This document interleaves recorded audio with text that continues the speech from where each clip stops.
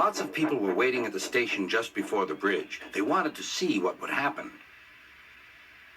"Henry has plenty of ashes," said the driver. "Please keep all windows shut till we've passed the bridge. Henry's as excited as we are, aren't you, old fellow?" Henry felt more stuffed up than excited. Soon they could see the boys, and they all had stones. "Are you ready, Henry?" said the driver. "Sneeze hard when I tell you." "Now," he said. Achoo!